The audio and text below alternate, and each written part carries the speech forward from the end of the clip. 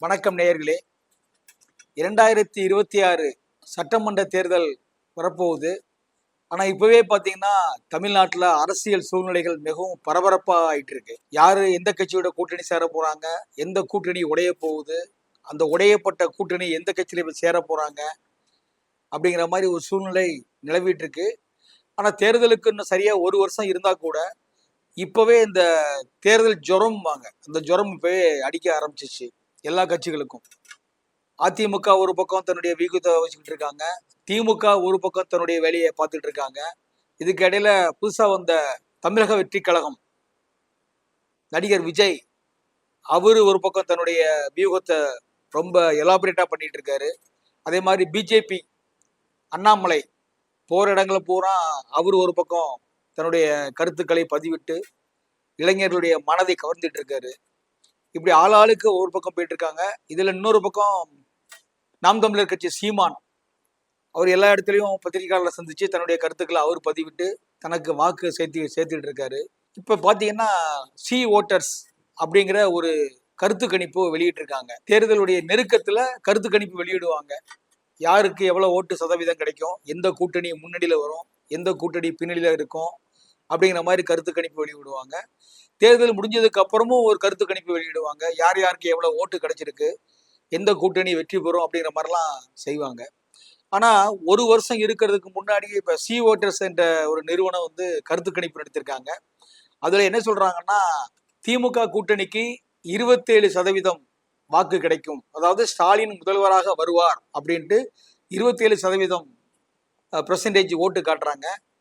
அதே மாதிரி இரண்டாவது இடத்துல யார் இருக்காங்கன்னா தாவேகா தமிழக வெற்றி கழகம் நடிகர் விஜய் அவர் 18% வாக்கு பெறுவாரு அப்படின்னு இரண்டாவது இடத்தை அவர் காட்டுறாங்க.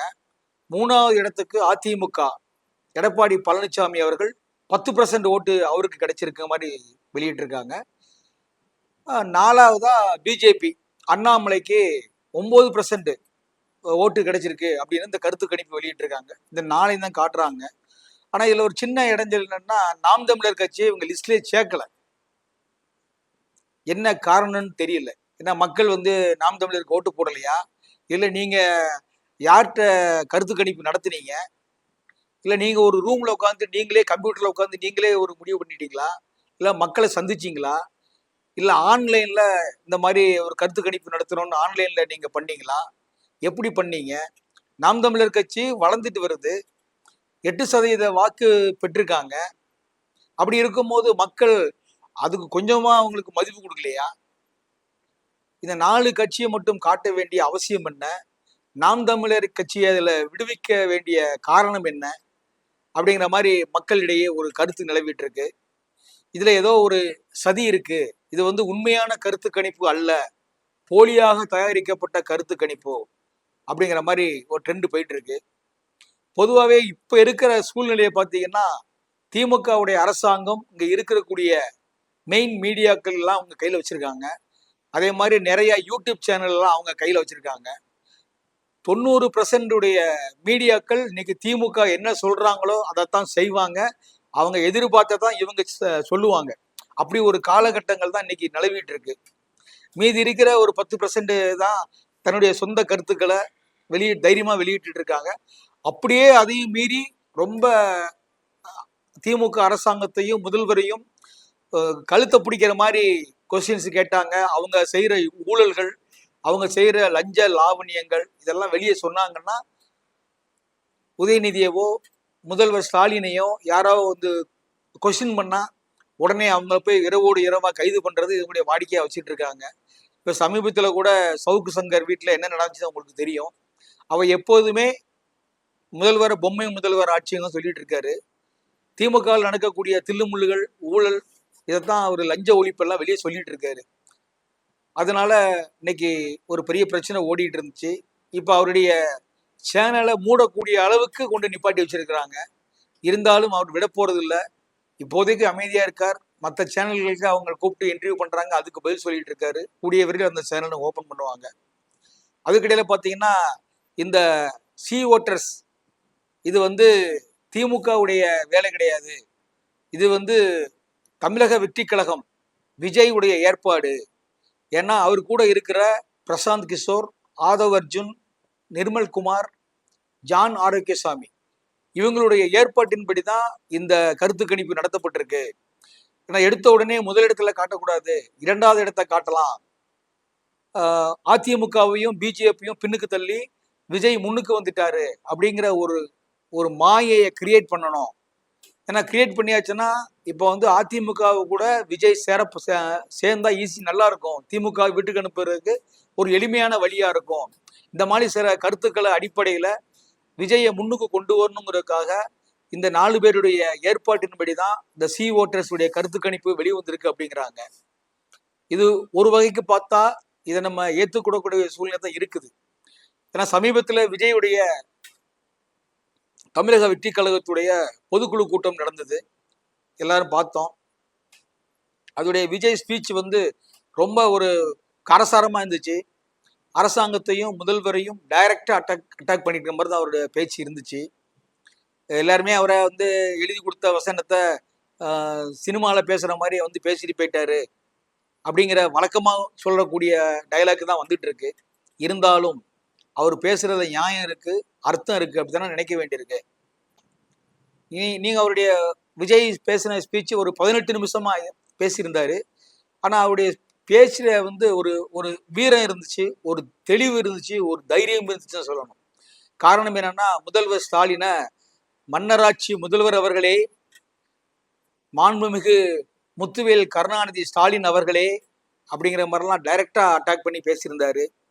அதே மாதிரி சென்ட்ரல் கவர்மெண்ட்ல இருக்கக்கூடிய மோடிஜியும் பத்தி டைரக்டா பேசினாரு. பேரை சொல்றதுக்கு எங்களுக்கு என்ன தயக்கம், எங்களுக்கு என்ன பயம்லாம் ஒன்றும் கிடையாது அப்படிங்கிறதுனால தன்னுடைய 2 பேருடைய பேரையும் ஓப்பனா பப்ளிக்கா பேசினாரு. அவர் அதை பேசும்போது அந்த அரங்கம் அதிர்வை நம்ம எல்லாம் பார்க்க தான் செஞ்சோம். இது வந்து தமிழகத்துல பார்க்கக்கூடிய இளைஞர்களுடைய மனசுல ஒரு பெரிய எழுச்சியை தான் ஏற்படுத்தியிருக்கு, நம்ம இல்லைன்னு சொல்லலை. விஜயுடைய ஸ்பீச் அந்த அளவுக்கு ஒரு வீரமிக்க எழுச்சிமிக்க ஒரு உரையா இருந்துச்சு. அந்த சமயத்துல இந்த சி ஓட்டர்ஸ் உடைய கருத்து கணிப்பு வெளியிட்டு இருக்காங்க. இதெல்லாம் சுத்தி பார்க்கும்போது ஒரு வேளை அவங்க சொல்ற மாதிரி ஜான் ஆரோக்கியசாமி வந்து இது 12 கோடி ரூபாய் கொடுத்து இந்த கருத்து கணிப்பை வெளியிட்டதா ஒரு தகவல் சொல்றாங்க. இருக்கலாம், அதற்கு வாய்ப்பு இருக்கத்தான் செய்யுது, இல்லைன்னு சொல்லலை. ஏன்னா போன திமுக ஆட்சியில ஸ்டாலின் தான் வராரு, விடிகள் தர போறாரு அப்படின்ட்டு 300 கோடி ரூபாய்க்கு செலவு பண்ணி பிரசாந்த் கிஷோரை அமைக்கலையா? இதே மாதிரிதான் ஒவ்வொரு ஆட்சியாளர்களும் ஒவ்வொரு கட்சிக்காரங்களும் தான் வரப்போற எலெக்ஷன்ல வெற்றி பெறுறதுக்கு சில தேர்தல் வகுப்பாளர்களை, அதாவது அவங்க கொடுக்குற வியூகத்தை இவங்க பின்பற்றுவாங்க. அதே மாதிரி இவரும் பின்பற்றுறாரு. இதுல என்ன தவறு இருக்கு? ஏன்னா அதிமுக மட்டும் திமுக மட்டும்தான் அவங்க அந்த வேலையை பண்ணணுமா? மற்றவங்க பண்ணக்கூடாதான்? கட்சியை வளர்க்கறதுக்கு, கட்சியை மக்களிடத்தை கொண்டு செல்வதற்கு அதான் அவங்க தமிழக வெற்றி கழகம் செய்யறாங்க. இதுல என்ன தவறு இருக்குன்னு எனக்கு தெரியல. ஆனா அதை வந்து அந்த கருத்து கணிப்பை வந்து விஜயுடைய கட்சியினர் தான் ஏற்பாடு செஞ்சு வெளியிட்டு இருக்காங்க அப்படிங்கிற மாதிரி சொல்றாங்க. என்ன இருந்தாலும் இன்னும் 1 வருஷம் இருக்கு, கூட்டணிகள் மாறலாம். திமுக இருக்கிற கூட்டணிகள் உடைஞ்சு அதிமுகவுக்கு வரலாம். அதிமுக ஒரு பலமிக்க கூட்டணியா வரலாம். ஏற்கனவே இப்ப எடப்பாடி பழனிசாமி வந்து டெல்லி போயிட்டு வந்திருக்காரு.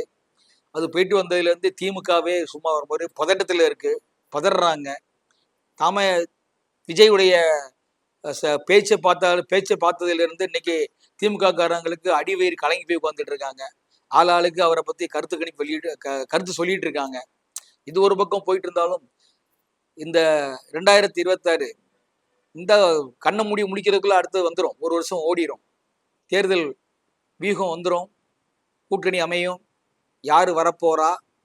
இந்த சி ஓட்டர் சொன்ன மாதிரி விஜய் 2000த்துக்கு வருவாரா, இல்லது 3வது இடத்துக்கு போவாரா, இல்ல முதல் இடத்திற்கக்கூடிய திமுக 3வது இடத்துக்கு வந்து அதிமுக முதல் இடத்துக்கு வருதா, இல்ல பின்னாடி 4வது இடத்துல இருக்கக்கூடிய அண்ணாமலை பிஜேபி அது 2வது இடத்துக்கு வருதா, முதல் இடத்துக்கு வருதான்னு தெரிஞ்சிடும். நாமளும் அதை பார்க்க தான் போறோம். பார்ப்போம், பொறுத்திருந்து பார்ப்போம். நன்றி, வணக்கம்.